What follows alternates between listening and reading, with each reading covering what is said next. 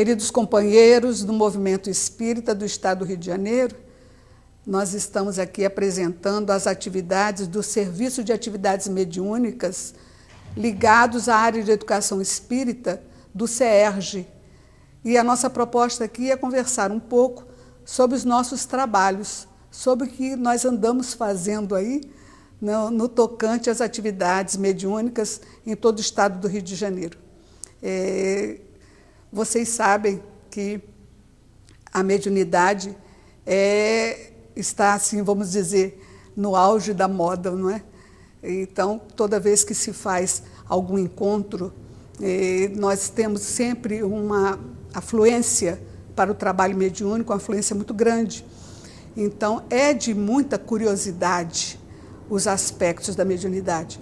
E o nosso trabalho ele tem como objetivo principal o encontro da teoria com a prática mediúnica, e nós temos também como atividade nossa, como finalidade nossa, levar uma proposta de organização das atividades mediúnicas para as casas espíritas no Estado do Rio de Janeiro.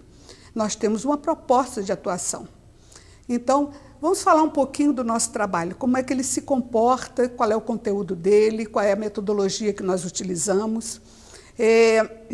Nós baseamos um pouco na questão de Leon Denis, no livro Os Problemas do Ser, do Destino e da Dor, onde o Leon Denis diz que aquelas questões ligadas à alma humana, elas são pouco atendidas pelos professores, até mesmo pelos sacerdotes, muito menos pelos cientistas. Então, a quem cabe, então, guiar essa alma humana pelos entendimentos do que seja a sua vida, o que sejam as questões de termo da vida.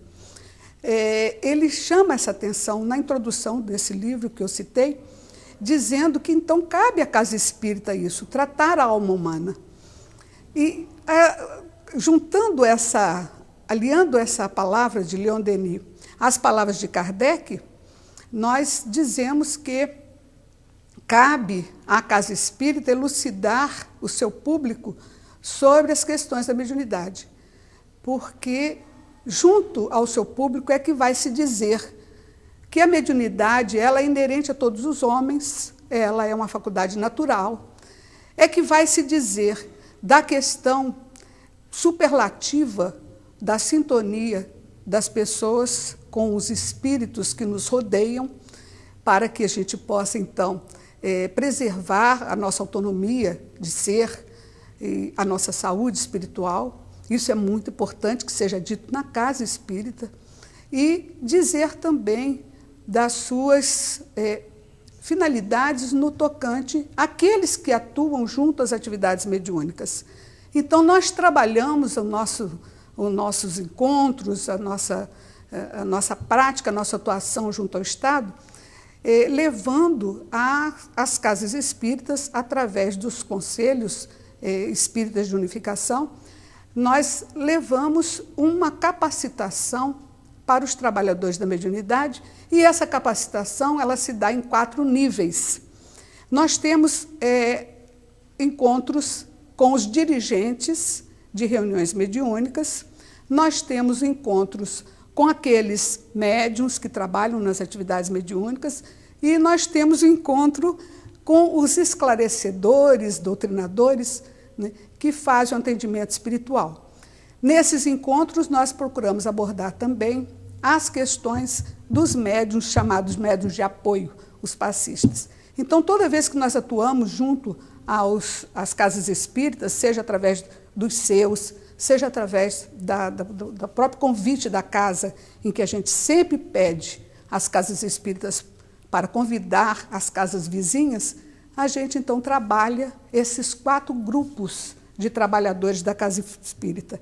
E são palavras de Allan Kardec, isso, né? Que de par com os médiuns propriamente ditos, há crescer uma multidão de pessoas que se ocupam com as manifestações espíritas. Então, que guiá-las nas suas observações, assinalar-lhes os obstáculos que podem e hão de necessariamente encontrar, lidando com uma nova ordem de coisas, e naquela época era nova, mas continua sendo novo para nós. Kardec ainda é o grande desconhecido, né? Mormente nos problemas da mediunidade. Então, lidando com a nova ordem de coisas, iniciá-las na maneira de confabularem com os espíritos, indicar-lhes os meios de conseguirem boas comunicações, tal o círculo que temos de abranger, e ele destaca, sob pena de fazermos trabalho incompleto. Então, a casa espírita ela deve atuar na capacitação dos seus trabalhadores nesses 4 níveis. E é isso que a gente vem fazendo ao longo do tempo no estado do Rio de Janeiro. As nossas atribuições estão ligadas, né, à área de educação espírita, orientar as instituições espíritas quanto à organização e desenvolvimento das atividades mediúnicas e quanto à capacitação dos trabalhadores da mediunidade. Essas atribuições a gente faz desenvolvendo algumas propostas, alguns trabalhos que têm por finalidade estimular e dar assistência à implantação de ciclos de estudo, palestras, mesas redondas e seminários na área da nossa competência, né, da competência do CIAN, formar e supervisionar grupos de trabalho visando a elaboração, no âmbito da nossa competência, de material de apoio às casas espíritas em parceria com os seus, promover a troca de experiência entre as casas espíritas através de eventos organizados regionalmente, tais como fóruns, seminários, mostras de serviços, etc. Então, nós saímos do CERJ em caravana e vamos ao encontro das casas espíritas através de programas propostos pelos seus, ou, como já disse, por convite da própria casa, e a gente, então, trabalha essa capacitação. No nosso trabalho junto aos dirigentes de casas espíritas e dirigentes de reunião mediúnica, nós procuramos mostrar ou levantar algumas reflexões, visto que o nosso trabalho ele passa por uma premissa que é trabalhar com reflexões, né? Não dar aulas de mediunidade, não apenas atuar em termos de exposição, mas trabalhar com eles em termos de reflexão. Então, uma das reflexões que a gente faz com eles é da necessidade, por exemplo, de que todas as atividades mediúnicas tenham um regimento interno. Isso baseado naquilo que Kardec disse, que o mínimo de planejamento é necessário. Então, a gente fica pensando o seguinte: se nós não temos um planejamento para a atividade mediúnica que a gente acaba de formar, os médiuns também não sabem qual é o comportamento deles. E isso, se tiver um planejamento, se tiver um conjunto de normas, né, de conduta dos participantes da reunião mediúnica, aqueles participantes já sabem que não podem faltar, por exemplo, às reuniões a bel prazer. Né? Sabem que, por 3 faltas consecutivas, eles vão, então, ser, de certa forma, chamados a conversar, saber o que está havendo e até, de certa forma, pedir que as pessoas, então, escolham suas opções. Às vezes, a opção não é atividade mediúnica. Então, nós temos, então, essas reflexões. Uma das reflexões que a gente costuma levar para o grupo de dirigentes é: quantas atividades mediúnicas a sua casa espírita possui? Se ele me disser que só tem uma atividade mediúnica, e essa atividade mediúnica é exatamente uma reunião de desobsessão, a gente faz a outra reflexão. Então, como é que se dá a entrada de um médium iniciante na casa espírita? Nós sabemos que o médium iniciante não deve entrar pelas portas da reunião de desobsessão, porque ele não tem capacidade ainda de lidar com problemas mais complexos da mediunidade. E nem mesmo um dirigente de reunião mediúnica ou um doutrinador pode iniciar a sua atividade numa reunião já de desobsessão.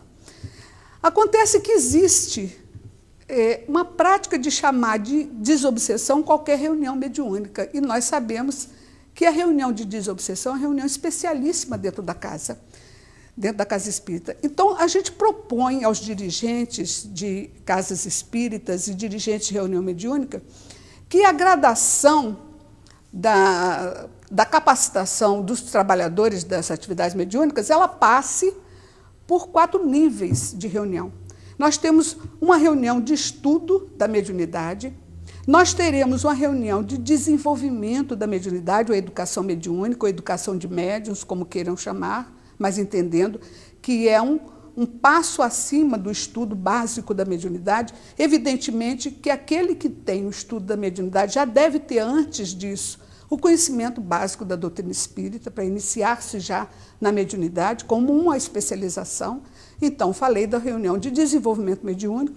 O terceiro nível de capacitação são as reuniões de socorro espiritual e, por último, as reuniões de desobsessão, aquelas reuniões em que nós vamos lidar com os seres sofredores, mais sofredores da espiritualidade. Então, são casos de obsessão mais grave e são casos, por exemplo, de atendimento a espíritos suicidas, coisas desse tipo, que requerem dos médiuns e dos trabalhadores um conhecimento e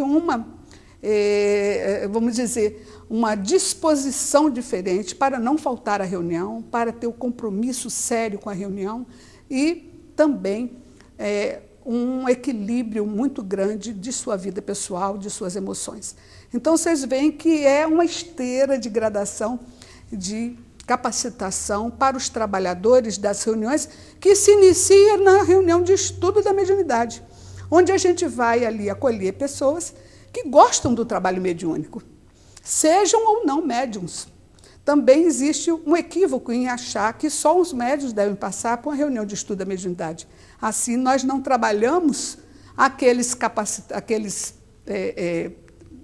participantes, nós não trabalhamos na capacitação de participantes que irão depois assumir atividades como doutrinadores, médiuns esclarecedores, como se costuma dizer, ou como os próprios dirigentes de reunião.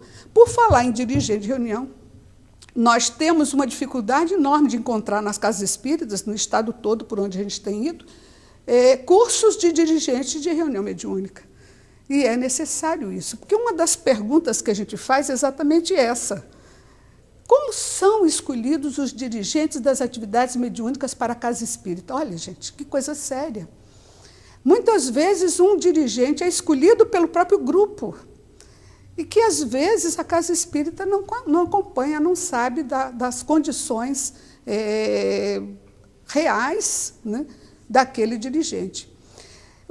Nós temos o nosso livro, um livretozinho que